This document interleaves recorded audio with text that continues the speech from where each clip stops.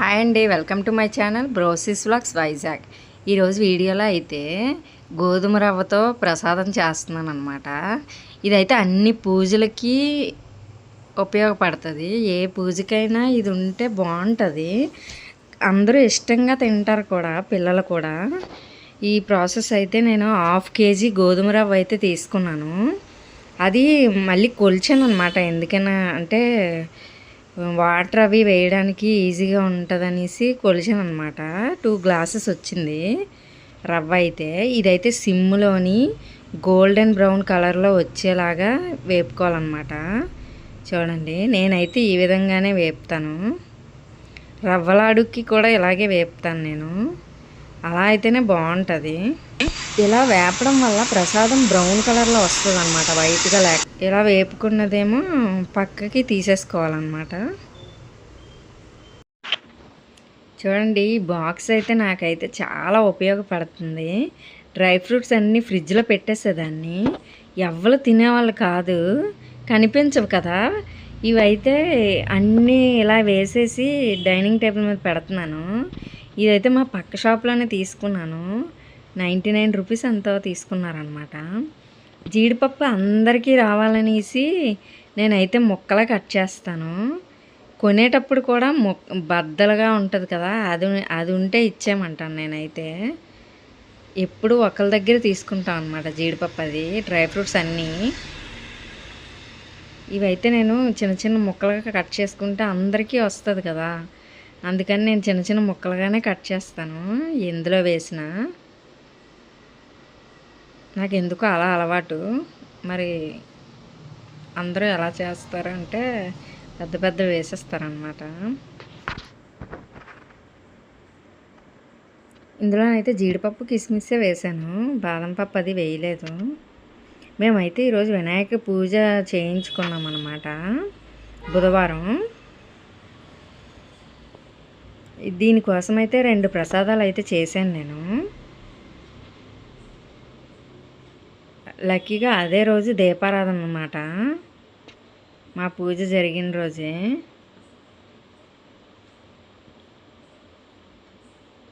దీనికైతే నేను కొమ్ము శనగలోన గోధుమ రవ్వ ప్రసాదము చేశాను అన్నమాట. మొత్తం ఒకే వీడియోలో పెడితే లెంత్ ఎక్కువైపోతుంది, అందుకనేసి నేను ఇదైతే ఒక వీడియోలో పెడుతున్నాను. ఫస్ట్ నేను ఏ విధంగా చేస్తానో చూపిస్తున్నాను అన్నమాట.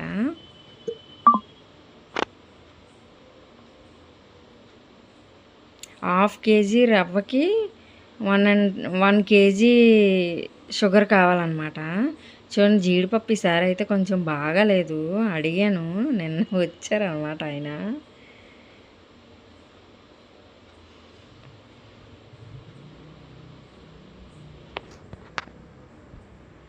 ఇచ్చామన్నారు కానీ మళ్ళీ తీసుకున్నది ఇవ్వడం నాకు నచ్చదు. అలాగా ఏదో ఇబ్బంది పెట్టినట్టు అనిపిస్తుంది కదా. ఇవన్నీ అయితే నెయ్యిలో వేపేసుకుంటున్నాను ఫస్ట్. నెయ్యిలో వేపేసుకున్న తర్వాత అవన్నీ మళ్ళీ పక్కకి తీసేసుకొని ఆ నెయ్యి అంతా ప్రసాదంలో వేసేస్తున్నాను అన్నమాట. ఫస్ట్ అయితే నెయ్యిలో వేపేసుకుందాము. ఇలా అయితే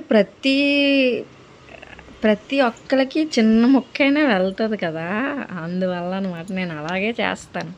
ఇంట్లోకి చేసినా నేను అలాగే చేస్తాను, బయటికి ఇచ్చినా నేను అలాగే చేస్తాను. ప్రసాదం అయితే చాలా టేస్ట్గా వచ్చింది. చూడండి, ప్రసాదం చేయడానికి కాబట్టి ఇత్తడి గిన్నెలో చేస్తే చాలా బాగుంటుంది అన్నమాట. బొట్లు పెట్టాను. ½ kg రవ్వకి 1/2 లీటర్ పాలు తీసుకున్నాను అనమాట. ఫుల్ క్రీమ్ మిల్క్ తీసుకున్నాను. ఇవైతే కొలవలేదు కానీ ప్యాకెట్ అలా వేసేసాను. తర్వాత అయితే 6 గ్లాస్ దాకా వాటర్ వేసాను. అవి 1.5 గ్లాస్ అలా ఉంటాయి పాలు. అంటే మొత్తం 7.5 గ్లాసుల దాకా వచ్చిందనమాట నాకు ½ kg రవ్వకి. చాలా అంటే చాలా బాగా వచ్చింది ప్రసాదం అయితే ఎప్పుడూ మీద. చూడండి ఇప్పుడైతే గోధుమ రవ్వ 1/2 కేజీ కదా, పంచదార అయితే పటిక బెల్లం లాగా పెద్ద పెద్దగా ఉందన్నమాట. నేను మామూలుగా 4 గ్లాసెస్ వేస్తాను, కానీ 3 గ్లాసెసే వేసాను, సరిపోయింది. అంత పెద్దగా ఉంది. 4 గ్లాసెస్ వేస్తే వేస్ట్ అయిపోతుంది. చూడండి ఎంత పెద్దగా ఉందో, పట్టిక బెల్లం అంత సైజు ఉంది. అసలు రవ్వ కనబడలేదు, అసలు నాకు భయం వేసింది. 3 గ్లాసెస్ వేసినా ఎక్కువైపోతుందేమోనని, కానీ చాలా పర్ఫెక్ట్గా. ఫస్ట్ మనం పొయ్యి మీద పెట్టుకున్నాం కదా పాలు నీళ్ళు కలిపి, దాంట్లో బాగా అవి మరిగిన తర్వాత ఇప్పుడు షుగరును రవ్వ కలిపింది మిక్సింగ్ వేసేయాలన్నమాట. ఆ వేసినప్పుడు ఉండలు కట్టేస్తుందని ఫోన్ పక్కన పెట్టేసి వేసేసాను అనమాట, అందుకే ఆ క్లిప్ లేదు. ప్రసాదం అయితే చాలా అంటే చాలా బాగా వచ్చింది, చాలా టేస్ట్గా వచ్చింది. అన్నీ కరెక్ట్గా సరిపోయాయి. వాటర్ ఎక్కువ అవ్వలేదు, షుగర్ ఎక్కువ అవ్వలేదు, తక్కువ అవ్వలేదు, చాలా బాగా వచ్చింది.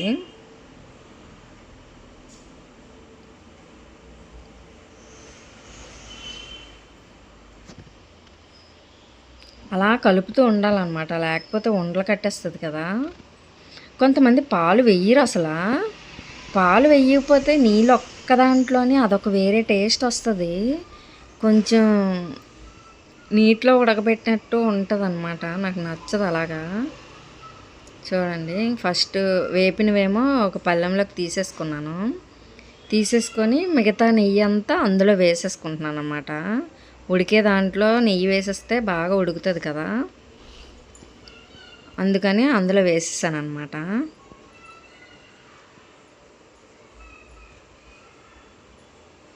ఆ నెయ్యితోని ఈ ప్రసాదం ఉడికితే మంచి స్మెల్ వస్తుంది, అసలు చాలా బాగుంటుంది అసలు ఆ స్మెల్.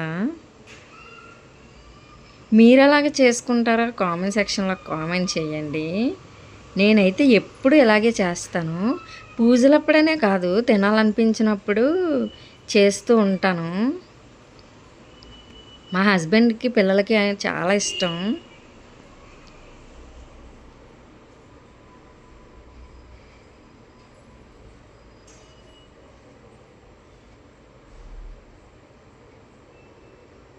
చాలా అంటే చాలా బాగా వచ్చింది.